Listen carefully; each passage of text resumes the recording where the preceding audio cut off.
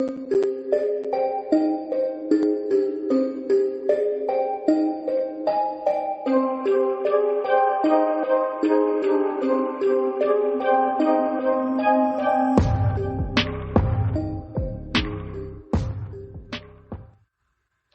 everybody, and welcome back for another episode of Dark Crossroads.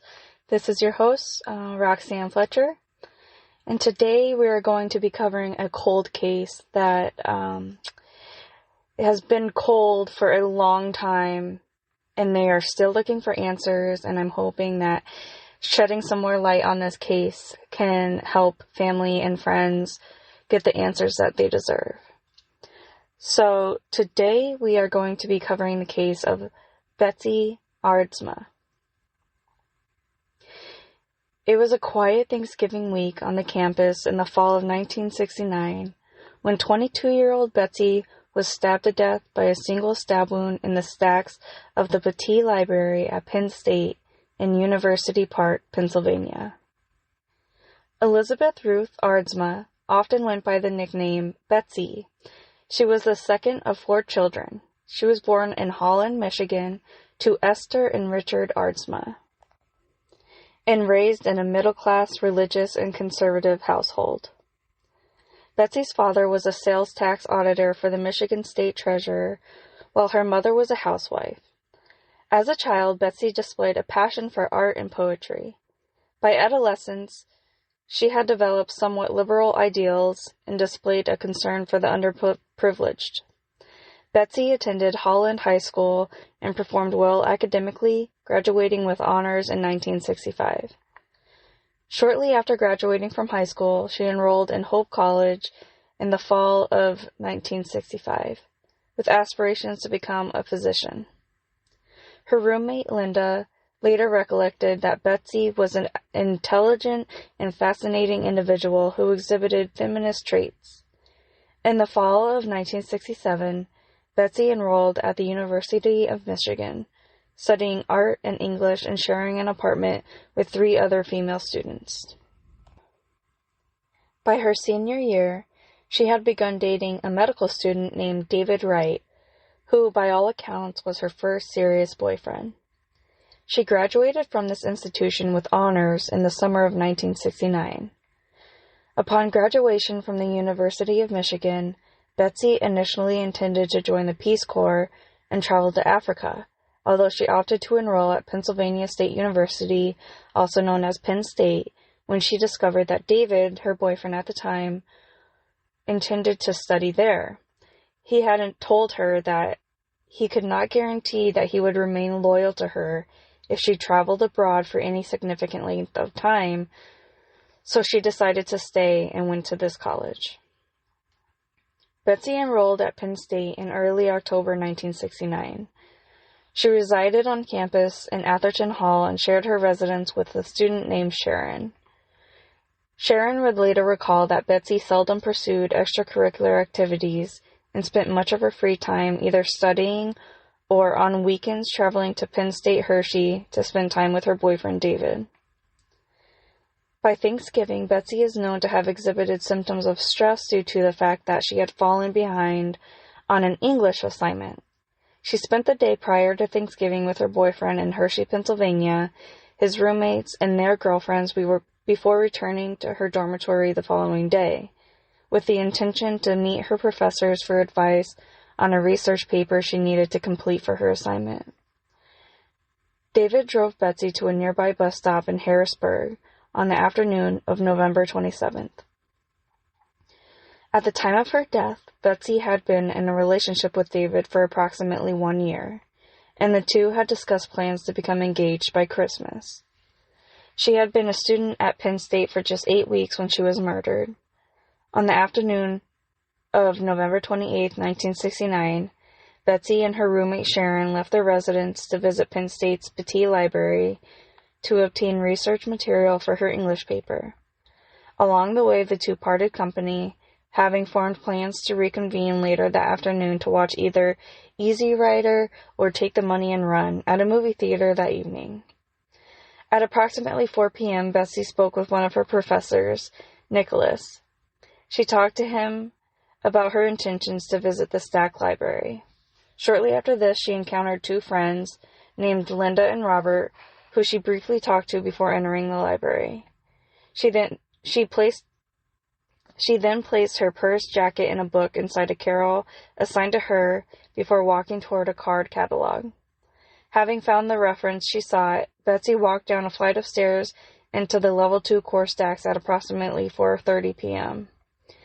The final potential sightings of Betsy in the level 2 core stacks occurred minutes after 4:30 p.m., when an assistant supervisor named Dean observed a girl in a red dress standing alone in an aisle, with two young men talking quietly among themselves in a nearby aisle closer to the west end of the core. Approximately 10 minutes later, another witness, Richard A., overheard a conversation between a male and a female in the general direction of where Betsy stood as he operated a photocopier. Although Richard could not hear the two speak, he informed police that nothing sounded concerning. Moments later, Richard heard a metallic crashing noise before a young man, whom he described as looking like a student, ran, barreling past him. At some point between 4:45 and 4:55, Betsy was stabbed a single time through the left breast with a knife while standing between rows 50 and 51 in the dimly lit stack building of the Petit Library. Following the stabbing, Betsy slumped to the ground close to the end of the aisle, pulling several books off adjacent shelves as she fell onto her back. Two students then observed a man running from the direction of the commotion, concealing his right hand and exclaiming, "That girl needs help." They described this man as being dressed in khaki washable slacks, a tie, and a sports jacket. He had well-kept brown hair, was approximately 6 feet in height, about 185 pounds, and may have been wearing glasses. This individual led the two students into the core of the library, where he pointed towards the prone body of Betsy, lying between scattered books and metal shelves, which had also been knocked loose. As one of the students began to check for signs of a pulse, the other observed the individual that had gotten their attention leaving the library. This student discreetly followed the man upstairs, where the individual ran out of the library. The witness attempted to chase this man, but they were outpaced. This individual was last seen running in the directions of the recreational hall. Police appeals for the man or men who spoke to the two students who observed him before he fled from the library to come forward were unsuccessful, and the individual has never been identified. As the one witness attempted to pursue the individual fleeing the library, the other attempted to render first aid to Betsy, including mouth-to-mouth resuscitation, and was soon joined by a group of bystanders, including a librarian. A call was placed to the campus hospital, the Rhône Health Center, at 5:01 p.m., with responders initially informed that a girl had fainted in the Petit Library. Two student paramedics were dispatched to the scene, arriving minutes later. Betsy was quickly placed on a gurney and removed from the library via a service elevator to be taken to the health center as the paramedics continued to perform CPR. Although Betsy was wearing a white turtleneck sweater at the time that she was stabbed, the wound produced only a small amount of visible blood. However, Betsy was also wearing a red sleeveless dress over the sweater at the time of her murder, and the clothing she wore had been of thick material in the November climate, thus meaning the single knife tear within her clothing was not immediately obvious. As a result of these facts, the non-medical individuals who discovered her body, plus the student first responders summoned to the scene in response to reports of a female student having fainted in the library, initially believed that she had indeed either fainted, experienced a seizure, or some other non-critical medical ailment. Very shortly after Betsy was transported to the health center, a more senior medical individual observed blood seeping through her clothing as the two students paramedics continued to perform CPR, and the experienced medical professional immediately ordered the two paramedics to stop. Her blood-soaked blouse and bra were cut from her body to reveal a single stab wound. Betsy was pronounced dead by a physician at 5:19 p.m. At the time, Mike Simmers was a young trooper with the Pennsylvania State Police Department working undercover on the Penn State campus while attending college classes. He told Dateline that he normally dealt with drug busts and crowd control during the anti-Vietnam War protests on campus, so this call was something he had never experienced. When I got the call that day, it was for a medical emergency, Simmers told Dateline. It was believed that she had fainted or had a seizure. I had no idea it was a murder. No one did. Simmers told Dateline that he remembers following campus security into the library, back to the dimly lit stacks where several books were scattered on the floor, stained just a little with an unknown liquid. But there was no body to be found. They told me that the body had already been transported to the hospital on campus, Simmers said. It was all very strange. The area was being cleaned up. Students were milling about. He ended up making his way to the hospital where he discovered that the student, identified as Betsy Aardsma, had not only died from her injuries, but that her death was a homicide. I knew I needed to call in backup, Simmers said. This was over my head. In the briefing from the doctor, Simmers found out that Betsy had been stabbed once in her left breast. The wound, which was 1 inch wide and 3 inches deep, hit her pulmonary artery. Blood quickly entered her lungs, which kept her from screaming. That also accounted for the lack of blood on aisle 51, the doctor had told Simmers, which was also confirmed by the autopsy a few days later. Simmers immediately called the state police barracks located about 8 miles away from campus, and they went back to the library. We went back over to the library, he said, back to what we now know was a crime scene. But when they arrived, nothing was left intact. The books had been reshelved, the floors had been mopped. After the area had been straightened up, students were allowed to walk through the area, and no one was asked to stick around to answer questions. Betsy's autopsy was conducted by Dr. Thomas Magnani at Bellefonte Hospital in Bellefonte at 11 p.m. on November 28th, concluding at 4 a.m. the following morning. Dr. Thomas concluded Betsy had been killed by a single stab wound which had penetrated her breastbone, piercing her heart and severing her pulmonary artery, this causing extensive hemorrhaging into her chest cavity.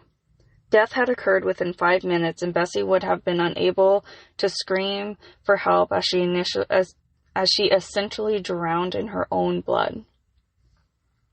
Signs of petechial hemorrhaging were also discovered on Betsy's chest, and minor signs of bruising and abrasion noted around one ear had likely been caused as she fell to the ground. Dr. Thomas further stated his belief that the murderer had intentionally aimed for her heart, and when he had stabbed her while facing her, and that her assailant was right-handed. Before police had even been notified of Betsy's death, the crime scene was compromised as library staff, believing Betsy had just fainted or fallen, had ordered janitors to clean the tile flooring of the aisle, fix the shelving, and restack all the fallen books. Because of this, any physical evidence potentially left by her murder at the scene was destroyed or compromised. However, the first trooper to visit the crime scene, which was Mike Simmers, ordered the area secured. A series of small, fresh blood droplets matching Betsy's blood type were recovered from the staircase leading into the level 3 core stacks, indicating her murderer had left the library via this route. Pennsylvania State Police assigned approximately 35 troopers to investigate Betsy's murder. These state police were assigned a temporary command center as they conducted inquiries, and hundreds of students were interviewed in the weeks following her death. The entire campus was unsuccessfully searched in an effort to locate the murder weapon, and a $25,000 reward was offered for information leading to the arrest of Betsy's killer. Investigators would soon discover up to 400 individuals would typically enter or exit the Petit Library between 4:30 and 5 p.m. on a typical Friday, although on the date in question, only about 90 had done so. None of those interviewed were considered viable suspects. 2 composite sketches were created with the help of the library desk clerk and the 2 witnesses that had seen the individual running from Betsy's stabbing, although only one of the sketches was released to the public. Several factors in the circumstances surrounding Betsy's death led police to believe she had likely known her murderer, as she had evidently been approached from the front by her assailant within a row too narrow for one individual to pass another unless one of the 2 turned sideways, and had made no attempt to scream or flee.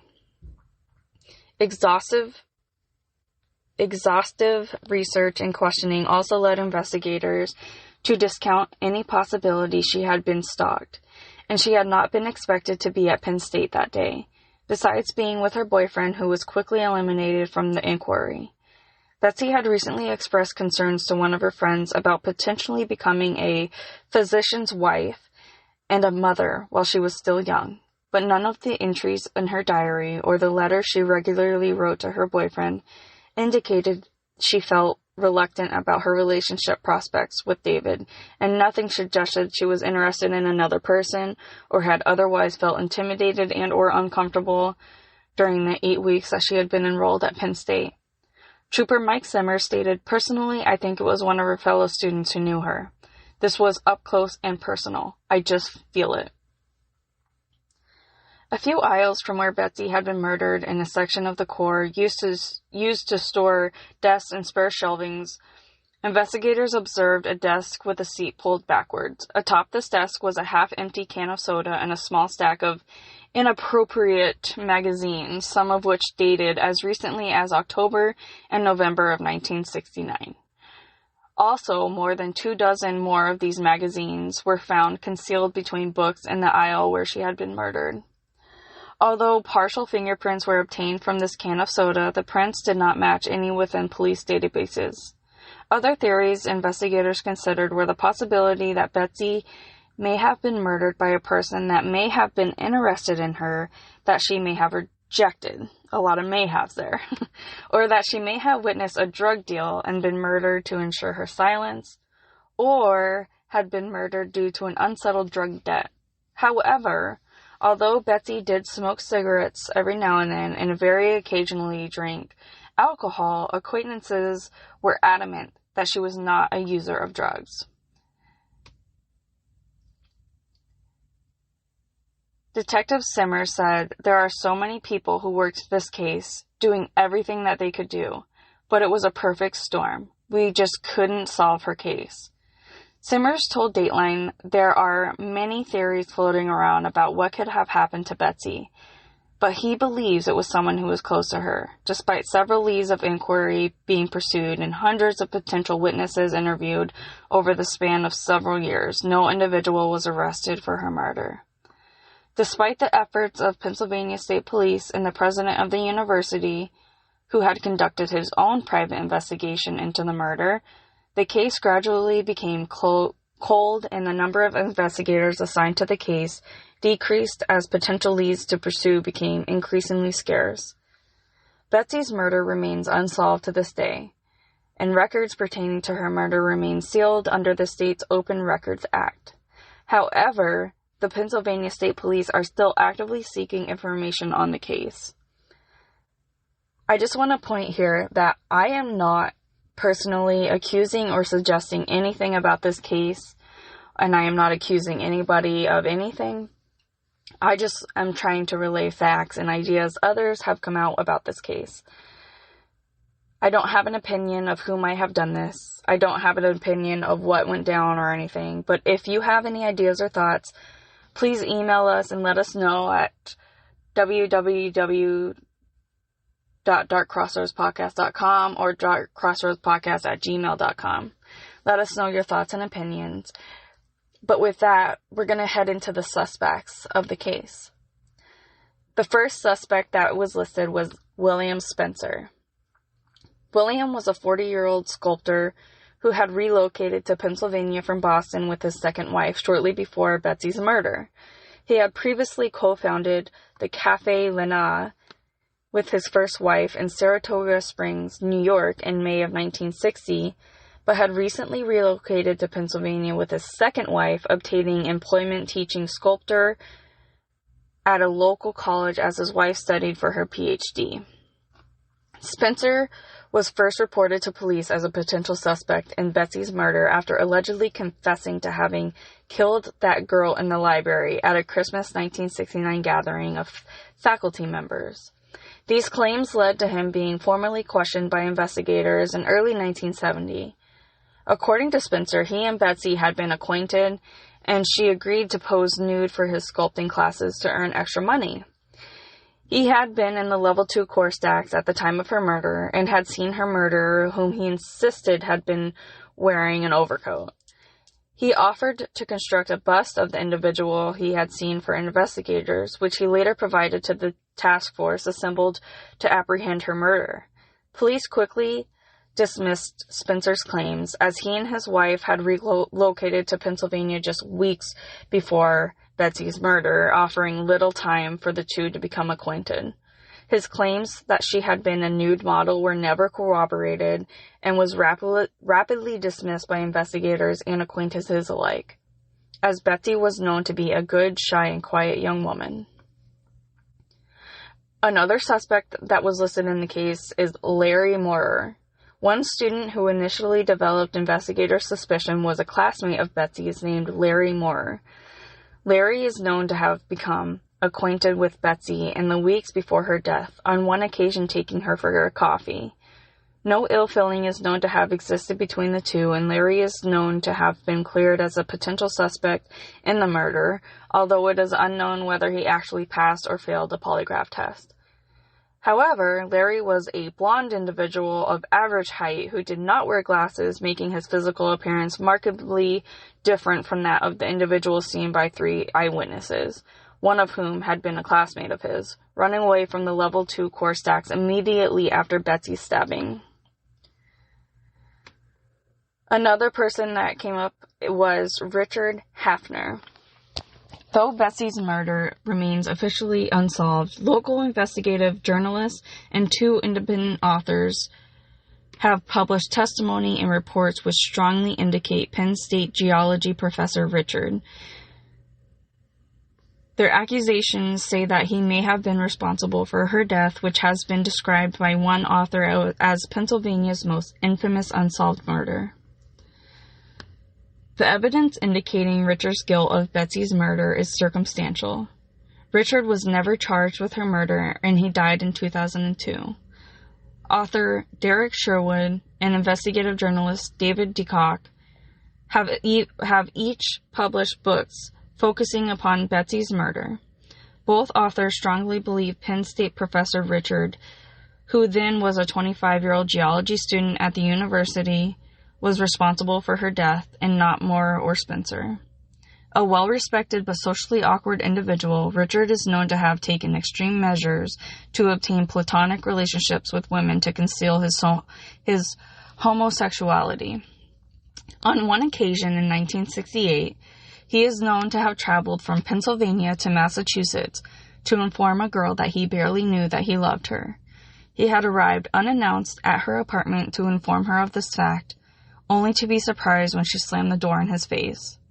Richard resided across the courtyard from Betsy at Atherton Hall at the time of her death, and was widely known for engaging in erratic behavior, including periodic bouts of explosive anger and the suspected theft of several specimens from the university's rock and mineral collection. He was known to frequently dress in khaki trousers and a sports coat, and to keep his brown hair short and tidy. His friendship with Betsy had been terminated by the victim shortly before her death. Richard's name had been first mentioned to the investigators days after Betsy's murder, when her roommate, Sharon, had suggested to police that they interview him. According to Sharon, Richard had visited their apartment on more than one occasion in the weeks prior to her death.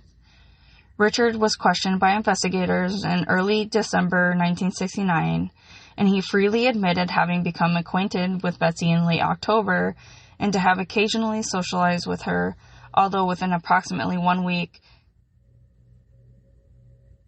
she had terminated their friendship, stating she wished to remain committed to David. According to Richard, he had been eating an evening meal at a student union building on the evening of November 28th, when he had first heard circulating rumors of a student having been murdered at the Betsy Library. Furthermore, he had subsequently felt physically ill upon learning his friend Betsy had been murdered. Richard further claimed to have never set foot in the library, as he invariably obtained research material from the Dyke building, where literature related to geology was stored. The sketch created by the witnesses that was never shown to the media bears a striking resemblance to Richard. In addition, his studying schedules shows he spent the 2 years following Betsy's murder studying almost exclusively off campus. Some believe she was murdered by serial killer Ted Bundy, as it was discovered he was at Temple University around the time of the incident. Law enforcement, however, did not see a correlation between her stabbing and the Bundy murders. All of this was told by Simmers to Dateline. Several years after Betsy's murder, an acquaintance of Richard's named Lauren would report that shortly after 6 p.m. on the date of Betsy's murder, Richard had arrived at his household in a state of exhausted panic, blurting, "Have you heard?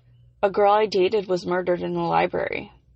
Having conversed with Lauren for a short period of time, Richard left her house. This account contradicts Richard's official accounts of his movements, which he provided to investigators. Lauren failed to inform investigators of this conversation until 1976, following an argument that was had with Richard, who by the 1970s had begun to focus his interest upon volcanology. Lauren and her husband remained close acquaintances of Richard's until he died alone in a hospital bathroom in March of 2002. His cause of death was a tear in his aorta, which bled into his lungs, which is ironic because it's a very similar manner of death endured by Betsy. In 2009, a nephew of Richard's contacted police to divulge that on one occasion in approximately 1975, he had overheard a heated conversation between Richard and his mother, who had expressed her concerns as to whether the police suspected him of having, in quotation marks, killed that girl at Penn State. The overall context of this conversation indicated to Richard's nephew that he had confessed to Betsy's murder to his mother, who had ended the scolding of her son with the sentence, "You killed that girl and now you're killing me." Betsy was laid to rest on December 3, 1969. Her casket remained open throughout the ceremony prior to her interment. She was buried in the Aardsma family plot within Pilgrim Home Cemetery in her hometown of Holland, with a single rose from her boyfriend placed in her hands. The final letter Betsy wrote to her boyfriend had arrived at his address the day after her murder. Betsy's murder ultimately became a major factor in the creation of a university police force at Penn State. The years before her death had seen an increase in both violent crime, sexual assaults, and the student protests at the university, which had only a campus patrol to provide immediate law and order. Her death epitomized the need for increased public safety measures on the university campus, and a university police force was established in the early 1970s. Since her passing, there have been many incidents where students have reported hearing screaming in the stacks of the library where she was stabbed, and dried blood appearing randomly where she was murdered. On one of the anniversaries of her passing, a lit candle was found in an aisle, the aisle 51, and it was also surrounded by clippings about the murder. Along with this, there was writing on the floor saying, "Rest in peace, Betsy Ruth Aardsma, July 11, 1947, to November 28, 1969. P.S. I'm back." Since all of this, legends of the haunted stacks have made their way throughout Penn State history. I kind of wanted to end this on the haunting part mixed with the true crime, and I hope that you guys enjoyed that. I think that some of the hauntings are maybe true, and I think some of them are legends that have just been passed down from year to year, from class to class. But it still is interesting that maybe she is sticking around there, you know. But anyway, to learn more about this incident, you can visit whokilledbetsy.com, and anyone with information about Betsy's murder is asked to please call Pennsylvania State Police at 717-783-5599. So thank you guys for hanging out and tuning in again today. I've been slowly trying to get a schedule down for the podcast and get everything together. but is slowly starting to fall into place.